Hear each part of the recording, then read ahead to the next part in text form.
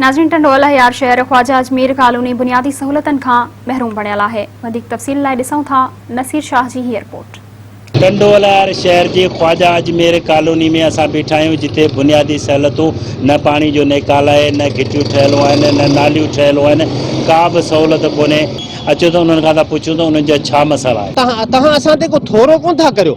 असांजो टैक्स जो पैसो आहे, असांजे टैक्स जो पैसो असां ते जेकॾहिं न लॻे त पोइ बाक़ी तव्हां किथे लॻाईंदो। असां तव्हांखे पुछाणो करणु चाहियूं था त बाबा ही असांखे तरक़ियाती कमु करे ॾियो।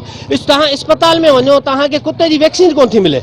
ॾेखारियो त बाबा असीं गुलाम आहियूं त हीअं कंदासीं हूअं कंदासीं, वरी हुकूमत फैलाए, हुकूमत खे अॼु बि वोट कोन ॾींदासीं, सुभाणे वोट कोन ॾींदासीं, कमु करे कोन थी। काफ़ी अरसे से चलता हुआ आ रहा है ना, बच्चों को भी बहुत परेशानी हो रही है। बाद मरतबा बच्चे हैं, नमाजी हजरात हैं, नमाजी जाते हैं, कपड़े खराब होते हैं, बच्चे हैं, एक कोरोना की वबा पहले ही फैली हुई है और ऊपर से ये गंद और ये जो नालियों का पानी आ रहा है, इससे और क्या बच्चों का हशर होगा, डायरिया होगा, मलेरिया होगा, सब कुछ होगा। ज़ाहिर है गटर घस कोन्हे, ॿार किथां स्कूल मां वञनि ऐं ॿ टे जॻह साईं माण्हू आया आहिनि हिते कमु तव्हांखे कुझु ई कमु त ठहियो, पर नालियुनि जा वॾो नालो कोन ठहियो।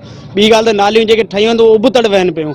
असांजे जेके घरनि में पाणी अचे पियो, रोडनि ते पाणी अचे थो, स्कूल जी बिल्डिंग तव्हां ॾिसो ज़बून हालत में थी वई आहे, सिर्फ़ु रोड ते पाणी बीहण जे करे।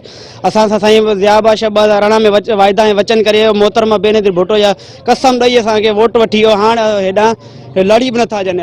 उहे असांजा जेके हुकुमरान आहिनि उहे बिल्कुलु बि तवजा नथा ॾियनि त असांखे सिर्फ़ु वोटनि जे वक़्तु असांखे दिलनि जी गहराइनि सां यादि कंदा आहिनि। बाक़ी जॾहिं वोट ख़तमु थी वञे थो ॼण असांखे निंदण खां आहियूं ऐं असांजो को बि धणी साईं नाहे।